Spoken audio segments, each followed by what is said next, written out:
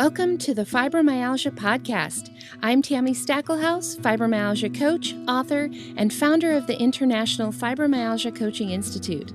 The goal of this podcast is to empower you with access to the dream team of experts and coaches I've discovered are key to living the fibro life you love.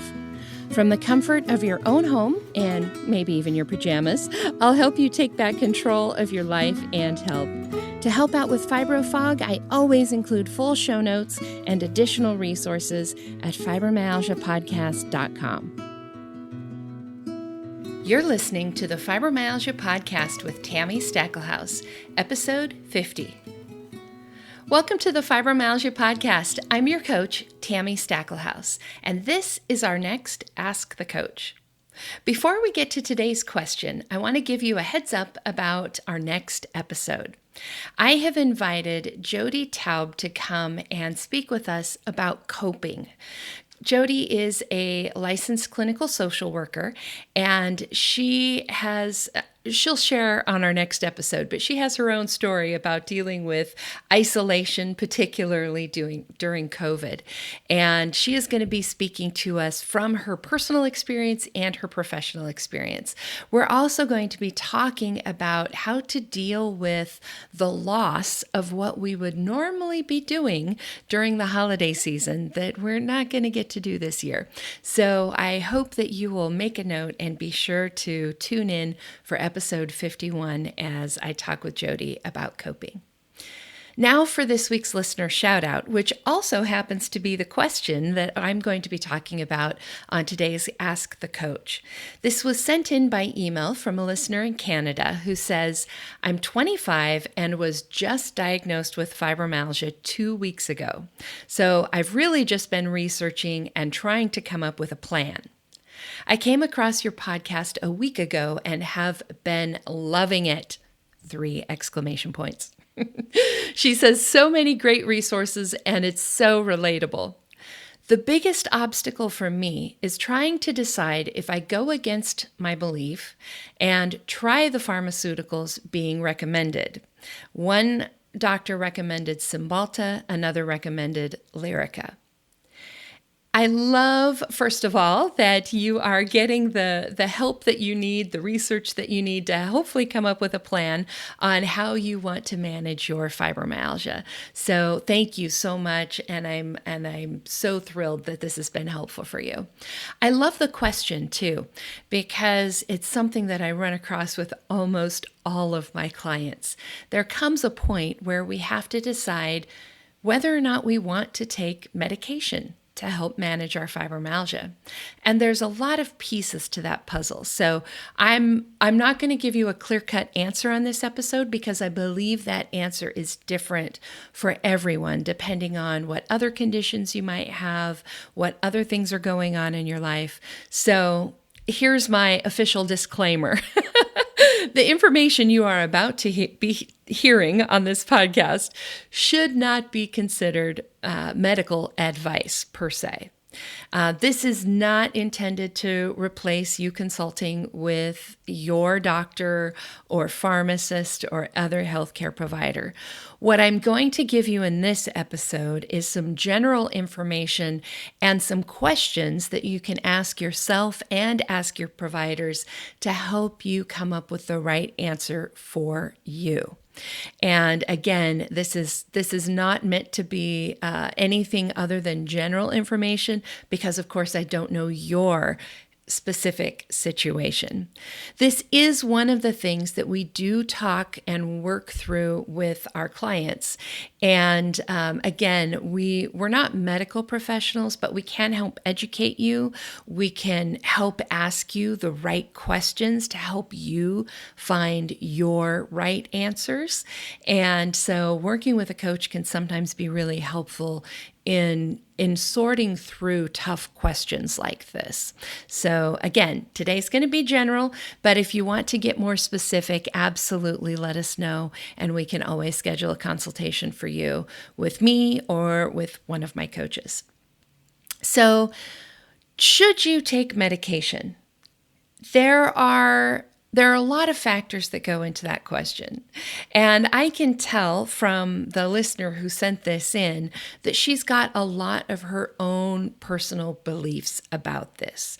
In fact, she said in her email, I'm trying to decide if I go against my beliefs and try this or not. And I want you to take a step back. Whatever worked for you in your pre-fibromyalgia life may or may not continue to be appropriate in your post-fibromyalgia life. The other thing to consider is that medications, pharmaceuticals are just another tool in your toolbox. So today I've got about 6 main tips for you and some questions to consider. The first one is that question of morality, really, that question about your personal beliefs. And there seems to be a lot of extra weight added on to the question of, should I take this medication? Should I not take this medication? There's a whole lot of morality added on to that. And what I mean by morality is right and wrong. There is no morality when it comes to medications. That actual medications themselves, there is no right or wrong. What's right or wrong is our actions in relation to those medications. So for instance, somebody taking pain medication to treat a pain condition, there is absolutely nothing wrong with that. Where we run into trouble is where someone may exhibit behavior around that medication that may be right or wrong. Things like addiction type behavior, like fantasizing about how you're going to get your next hit, or maybe stealing to, I'm using an extreme here, but you can see where the thing itself, there is no morality. It's our actions that make something right or wrong. If you're talking about substances that potentially could be addictive, then we've also got to talk about things like cigarettes and alcohol and food and sugar, right? Those are all addictive as well. They're not necessarily right or wrong in and of themselves. Food is a perfect example. Food is good for you. You need food to live. But our behaviors around food may not be so healthy. Same thing with pharmaceuticals, with medications. Treating your fibromyalgia with medications, there is nothing right or wrong about that. Your behavior in using them is where you might run into some right or wrong. So number one, there is no morality. So you're not a better or a worse person if you do or if you don't use them. The second thing that I want to really hit home with is the fact that these are just another tool. You have many, many tools in your toolbox, and the more tools you have, the better you will be able to manage your fibromyalgia.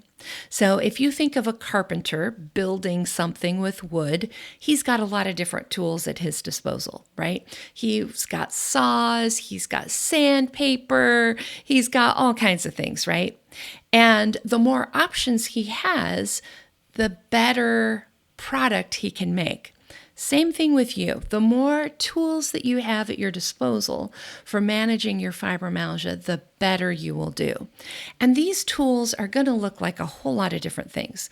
Your toolbox, your fibromyalgia toolbox, is going to include things like ice packs, heating pads, Epsom salt baths. It's going to include things like rest, massage, acupuncture. It's going to include pain medication. It might include supplements. It might include the right mattress for your bed so that you don't hurt when you sleep. There's lots of things that go in that toolbox. And there is no tool that's better or worse than any others. You don't get extra gold points if you don't have any medication in your toolbox. It's just another tool. Kind of leads us back to my first point, meaning that there's no morality about using medication. So think of it as just another tool. And we want to look and see, is this the right tool for the job, right? If I was, making a cake and then wanted to serve that cake, if I took the saw from our carpenter analogy a few minutes ago and used that to cut the cake, is that the right tool for the job? Maybe overkill, may make a mess, maybe not the right tool.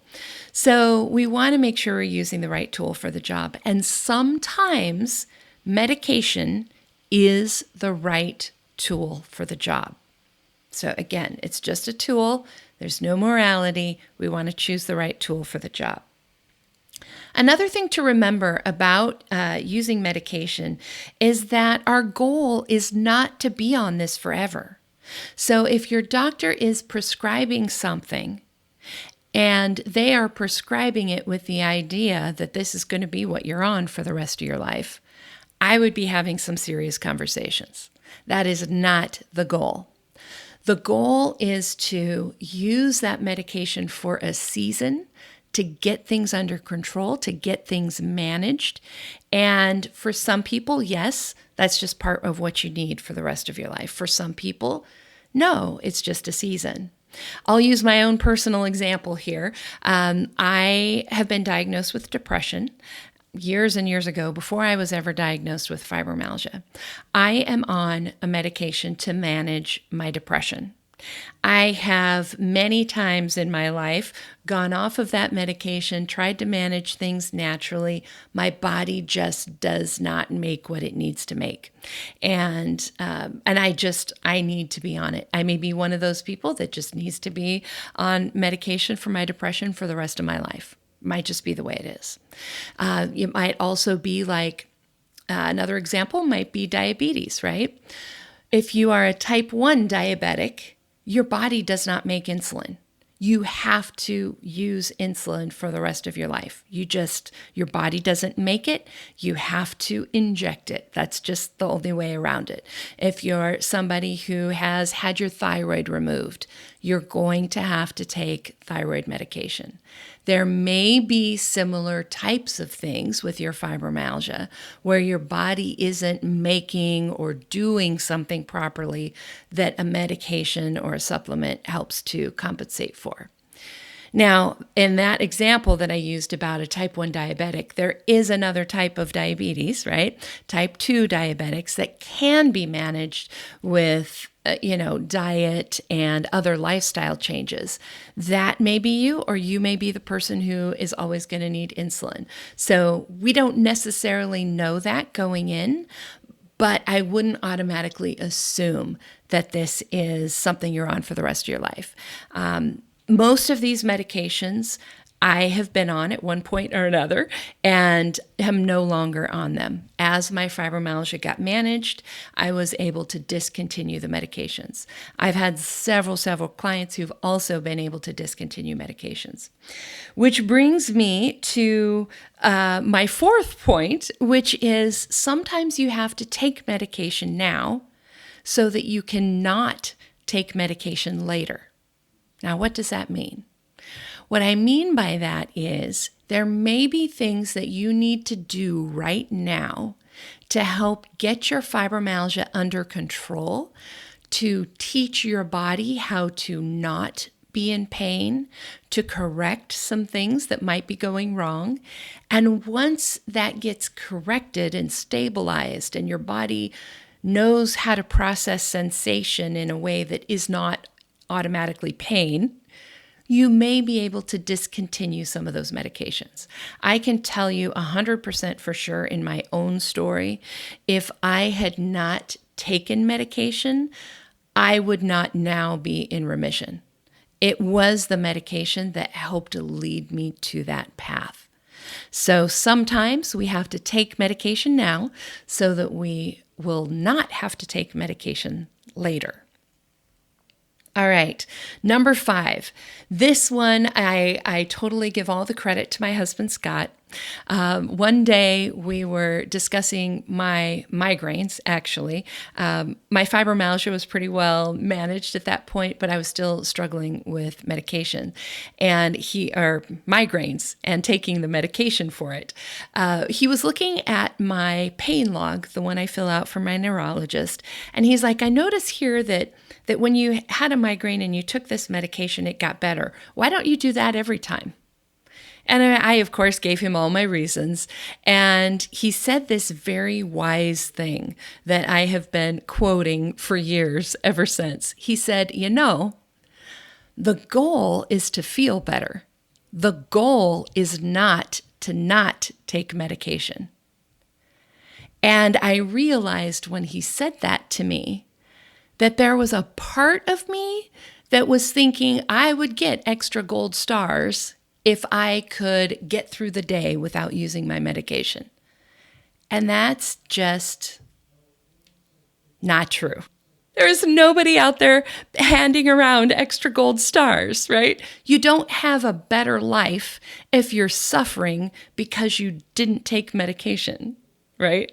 Now, we will talk about side effects in a minute. There are some things that may make your life worse if you take the medication. But in general, what I'm talking about here is this concept that we have about if I can power through, if I can do it on my own, willpower and grit, you don't get extra points for that. All you get for that is extra pain and extra fatigue. So use the tools in your toolbox. And if one of those tools happens to be medication, don't feel bad about using it. Like, our goal here is to feel better and to be able to go out and live your life and do the things that you want to do. How does it serve you to not take medication and then not be able to go live your life when taking a medication might actually allow you to go live that life? So again, we're going to talk about side effects and things like that in a minute, but I just want to drive home my husband's point of the goal is not to not take medication. Our goal is to feel better. Our goal is to be able to go out and live our lives. All right. The sixth thing I want to point out here is that there are alternatives. In many cases, there are alternatives. So just using the 3 FDA-approved medications for fibromyalgia, 2 we've mentioned so far in this episode, Cymbalta and Lyrica. The third one is Savella. Now, 2 of these, Cymbalta and Savella, are both serotonin norepinephrine reuptake inhibitors. In an overly simplified manner, I'm just going to explain that basically what they do is they prevent the reuptake, the reabsorption of your serotonin and norepinephrine. So it creates sort of this traffic jam. I think of them like stoplights, right? If you've got little cars running around on the road, little serotonin cars, little norepinephrine cars, the reuptake inhibitors are like a stoplight. And the idea is that they want to create a traffic jam, a buildup of serotonin and norepinephrine in your brain, so that your brain's chemical soup is happier through the serotonin and you have more energy with the norepinephrine and all the things that those 2 neurotransmitters do for you. That's the general idea of them, is to create this buildup in your brain to increase the amount that's circulating. Now, there are other ways to do that, right? You could take supplements that increase the amount of serotonin or norepinephrine circulating in your body. There's ways to do that. There may be other medications that do the same thing. In fact, there are. A lot of antidepressants are SNRIs. So if there's a particular medication that you're concerned about because of particular side effects, consider talking with your doctor about what the alternatives might be and the other things that might work in a similar way. If you just happen to know that your body is extra sensitive to things and you generally, like if there's a side effect listed, you're going to have it. Like if you're just one of those people and you want to consider going more natural route, again, have that conversation with your provider. If you're doing something, like I said, Cymbalta, Savella, that are serotonin, norepinephrine reuptake inhibitors, how can you naturally increase serotonin and norepinephrine? Those are the questions to have. Lyrica, there isn't a quite as direct example as that, but one of the things that it does in a roundabout way is help to increase your GABA, your calming neurotransmitter. And this is very roundabout, but so I won't get into all the biology of that. But I have had clients who, with their doctor's help, with my help, were able to wean themselves off of Lyrica by increasing their GABA, taking a GABA supplement. So there's lots of natural alternatives like that sometimes can be helpful. Now, there's another, I need to pull the study up on my computer here really quick while I'm talking, but another alternative is looking at what other types of treatment options might give you similar results. So to give you an example, using those 3 FDA-approved meds for fibromyalgia, Lyrica was shown to improve the Fibromyalgia Impact Questionnaire scores by 17.2%. Cymbalta improved those scores by 20%, and Savella by 32.8%. So the Fibromyalgia Impact Questionnaire is something that is used in studies. We also use it in coaching to measure the impact that fibromyalgia is having on your life. So when I say improving the scores, I mean that fibromyalgia was impacting people's lives less. So for example, Lyrica, 17% less, Cymbalta, 20% less, Savella, 32% less. But that's just for the people that it worked on. There are a lot of people in these studies where they didn't get those kind of results. I'll use Savella as an example because I have seen this so frequently in my coaching. Most of the people that I have had, most of my clients who have tried Savella, it didn't do anything for them, or they had the side effects. There were maybe 1 or 2 people where it did give them the result, but most of them, it didn't do anything at all. So these percentages that you see are only for the people it worked on. And maybe it only works for half the people or something like that, right? So you have to balance out that realistic perspective of what that medication can do for you with what the side effects might be and what it gives you versus what it might take away. And this, like I said, is often where talking with a coach, talking with your doctor, your pharmacist can be particularly valuable. Your pharmacist and your doctor can give you details like these, like the study details.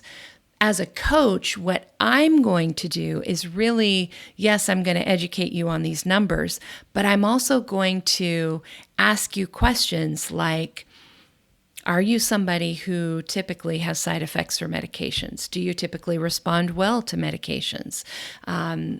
Would taking supplements be helpful? Would they interact? I would be asking you questions to either help you come up with your own answers or give you questions to then go talk to your doctor about. Your doctor isn't necessarily trained to ask you those same kinds of questions to help uncover what it is that you want. They are more about giving you information.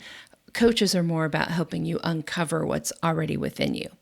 So again, taking all this into consideration, what might be some alternatives? Well, we already talked about having the alternative of taking something that would naturally do the same thing as that medication would do.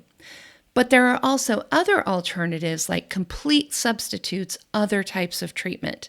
Using coaching as an example, a study that was done on coaching for fibromyalgia found that it actually decreased the impact of fibromyalgia by 35%. So that's by far, in some cases, twice as good as those FDA approved meds, and it worked for more people, right? So that might be an example. You could explore something like acupuncture. Would acupuncture give you similar results? What about myofascial release? What about floating? What about mindfulness or acceptance and commitment therapy or DBT? Or there's so many different things. And these are all things that you could consider as an alternative, right? Now, they're not necessarily alternatives that are going to work the same way. So, for instance, if part of the reason that you have so much brain fog and fatigue and pain is because your serotonin and norepinephrine are off, then something like floating may or may not address that in quite the same way. But if you are just looking at your overall, what's going to help reduce my pain, what's going to help clear my brain fog, then you can consider some of those other alternatives. So those are the 4 key points I want to make. And now then after I reiterate these, we're going to talk about side effects and things like that. So again, the 6 key points are: number 1, there is no morality that goes with using pharmaceuticals or medications. There's no right or wrong about it. It's, number 2, just a tool. Right? And the more tools you have, the better you can manage your fibromyalgia because you have more options. Number 3 is that the goal is not to necessarily be on these medications forever. So have that conversation. Number 4 is that taking medications now could help you not take medications down the road. Number 5 is from my husband. The goal is not to not take medications. The goal is to feel better. And then number 6 is you can always look for alternatives, different types of treatments or natural alternatives that do the same thing or a similar thing as the medications that you're considering. So what about the side effects? What about the negative side of taking medications? Well, that is a real thing to consider. There are, just speaking of the drugs that we've been talking about, some of the side effects I've seen, Cymbalta can be very difficult to come off of. In fact, there is a whole class action lawsuit about Cymbalta withdrawal syndrome, and the point that I want to make with this particular one, I was on Cymbalta. I came off Cymbalta. I did not have any problems. The reason I did not have any problems is that I took forever, like literally took years coming off. I would lower my dose. I would be there for 6 months or longer. Then I would lower my dose a little bit and be there for longer. At the same time, I was also increasing some of those natural alternatives we talked about. So it was kind of a seesaw where one side Cymbalta is going down, the other things are going up, kept my body a lot more stable. So mostly when I see people having issues with Cymbalta withdrawal, it's because they're trying to come off of it too quickly. And that is a problem that it's pretty easily solved. So that can be a challenge. Savella, one of the big things that I often saw with Savella, either it didn't do anything at all, or it really, really made people gain weight. Lyrica was another one that a lot of people would really gain weight. Or Lyrica, one of the side effects is also being super foggy. So if you are already having problems with brain fog, Lyrica might not be the best first choice for you because it potentially could increase your fog. So again, coming back to what I was saying earlier, it's really about weighing the pros and the cons for you, for your situation. And I can't tell you on this podcast exactly what you should do because I don't know your whole situation, right? You may be on Cymbalta for multiple reasons. Your doctor may be saying, yeah, I'd like you to be on Cymbalta, that could help your fibromyalgia. But your doctor may also be thinking, yeah, and it would help her depression, and it would help her IBS, and it would help all these other things with one medication. So there may be more reasons to why that's helpful. So again, weighing all the pros and cons, first of all, make sure you know why. Have lots of conversations with your doctor, with your pharmacist about what those side effects are, about what they're actually treating with the medication, what they're hoping that it would do for you. So take a look at all of that. And again, having somebody to talk this through with can be so helpful. The thing about working with a coach that I've mentioned before, but just as a reminder for you, is that our job is to help you find what you want most. Our job is not to lead you one way or the other with medication, not with medication. Our bias does not come into it at all. That's one of the upsides about working with a professional, is that our goal is solely to help you find your answers. If you go talk to your support group, or you talk to your friend, or you talk to your spouse, they may have their own agenda there. They may have thoughts about the right or wrongness of you taking a particular medication. So I would highly recommend talking with somebody who is independent, someone like a coach. And unfortunately, sometimes your doctor isn't even the person who is unbiased, because sometimes they get kickbacks from some of the medications. So make sure that you're talking to somebody who truly has your best interests at heart to help you sift through all of this. What's the downside of you trying it? What's the upside of you trying it? What happens if you try something for a little while and then it doesn't work? What's the plan for coming back off of it? You don't just stop these things cold turkey, right? You have to wean back off of it. What's the plan there? What are some other options that you potentially could be looking at, either as treatments or as natural options? And thinking through all of that. Now, I just want to leave you with a couple other thoughts, and this is based off of coaching fibromyalgia patients for more than a decade, as well as my own personal experience. More often than not, when I am talking with my clients, that at the end of the conversation, I am encouraging them to try the medication. Most of the time, I find that fibromyalgia patients are trying to do it on their own, sort of white knuckling it through the pain and trying to manage without these things. And I have found with many, many of my clients, sometimes adding in a medication takes you to the next level. It can change your fatigue, your pain, your brain fog, which then makes it easier for you to do all the other things that you need to do, right? That was my story. When I was first diagnosed, I walked out the door with a handful of prescriptions, and it was only after I started taking those that I was able to even think about changing my diet, or exercising more, or all of the other things that I do to manage my fibromyalgia, because I was barely getting through the day. I was having a hard time getting out of bed, getting dressed, and doing anything, right? So medication for me served a very important purpose of getting me enough better that I could then start doing all of the other things that I needed to do to get to where I am today. So that is a really key thing that I really want you to understand, is that there's a time and a place, and it can be the thing that takes you to the next level.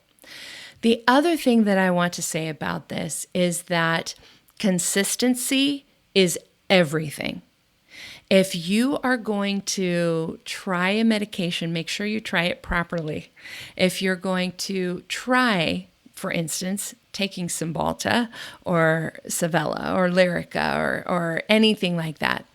Take it as directed. If you're supposed to take it every day, take it every day. You're not going to see the results. You're not going to be able to adequately assess if it's doing you any good if you're hit and miss about it. If you take it here and there or when you need it. Many of these types of medications, those in particular that we've been talking about, are meant to be taken daily.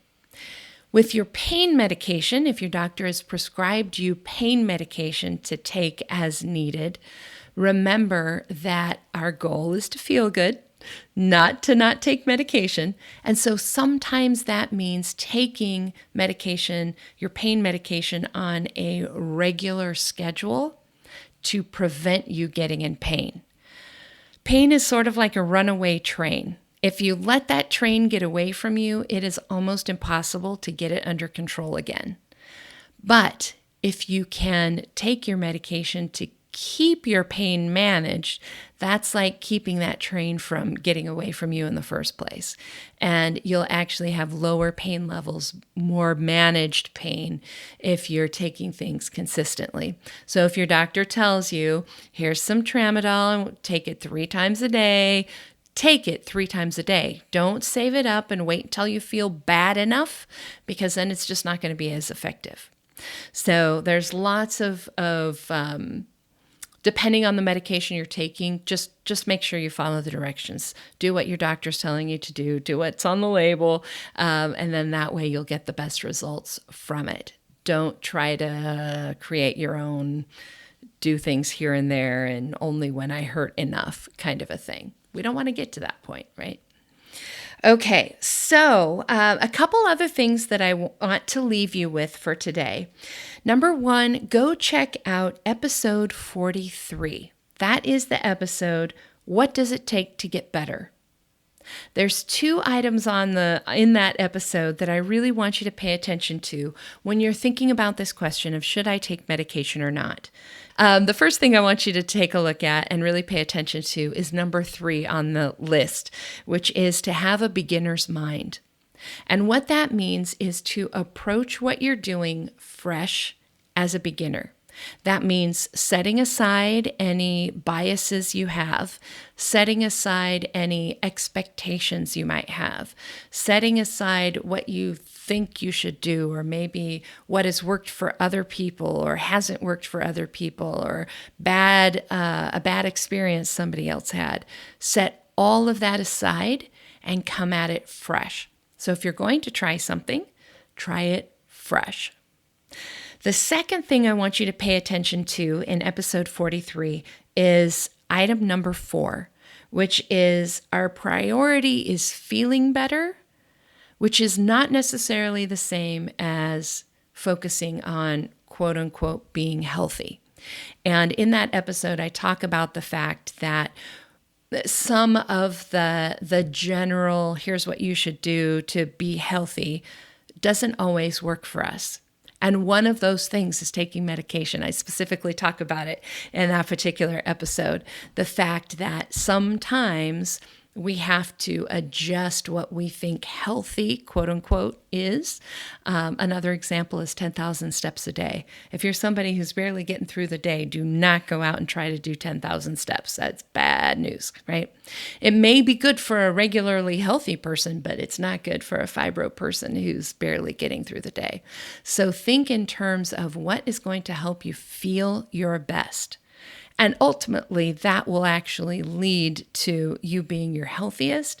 But if we focused on healthy first, that doesn't always leave us feeling well, right?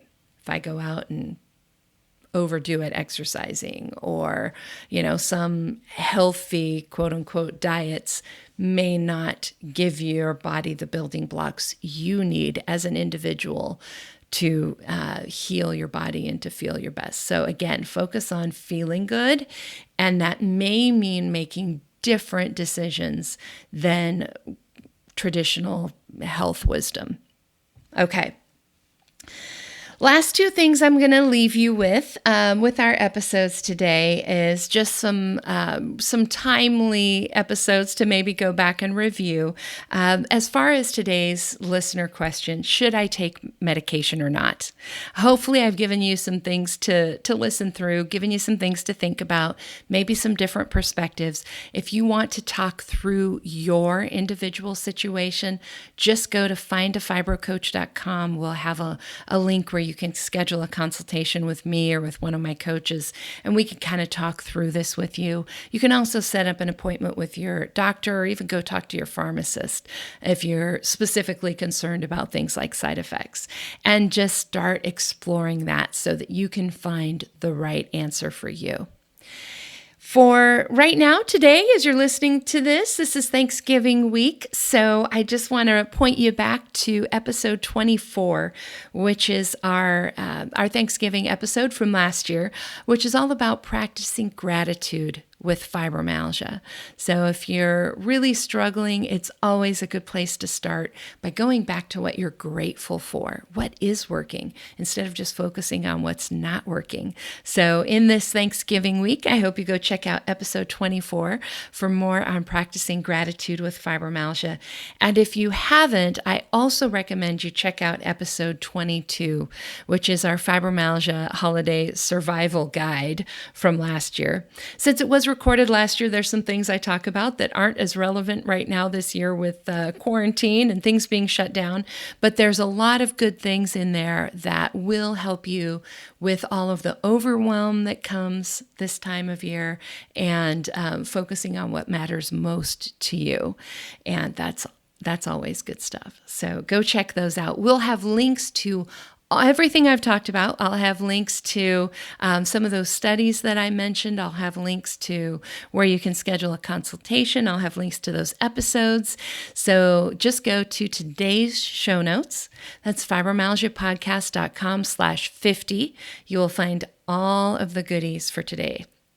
All right, you guys, I hope you have a very blessed Thanksgiving if you're here in the U.S. and you're celebrating. Otherwise, have a great couple of weeks. I'll see you back here for episode 51, where we talk to Jody Taub about coping in our next episode. See you then.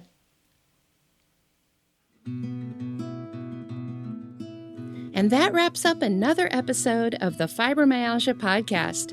If you're ready to see if working with a fibromyalgia coach can help you feel better faster, visit fibromyalgiapodcast.com, where you can schedule a complimentary consultation to explore your options.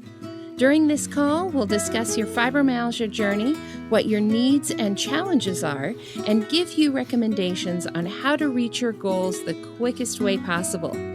Thank you for tuning in today, and join us next time as we explore more ways to help you take back control of your life and health. My music and sound editing were done by Daniel Munkus at Subtle Soup Records. Podcast management and creative copy by Sonia Louise of Performance Podcasting.